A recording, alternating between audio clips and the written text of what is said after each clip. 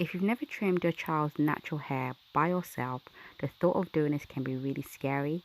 Well, in today's video, I'm going to show you just how easy it is to do it yourself, and the best part is you can do it in the comfort of your own home.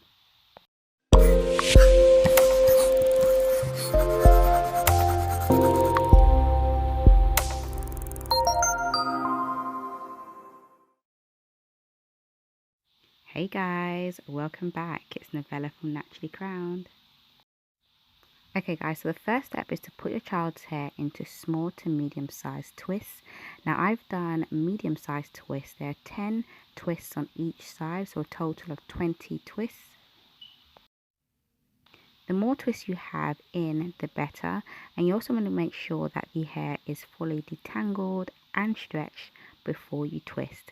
So if you want to see how I stretch my toddler's hair without using any form of heat, click the link in the top right hand corner of this video.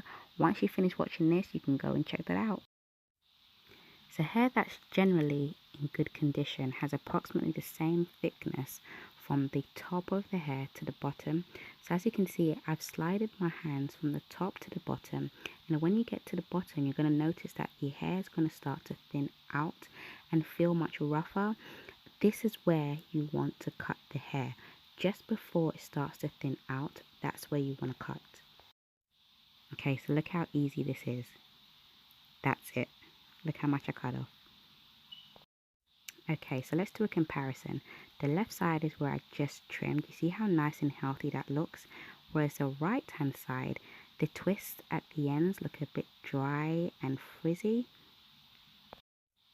One important thing to remember, moms, is whenever you're cutting your child's hair, you want to use hair cutting scissors and not paper scissors, not kitchen scissors. Your scissors has to be for hair specifically, and it has to be sharp.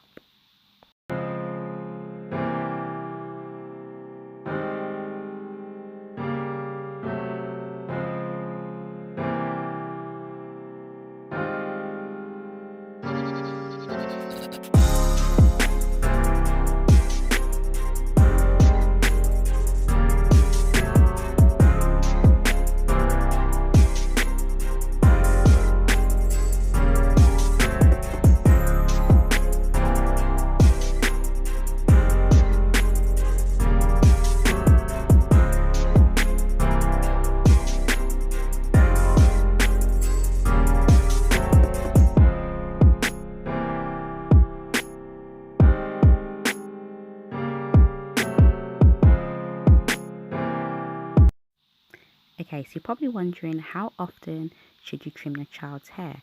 And the answer is whenever it needs to be trimmed.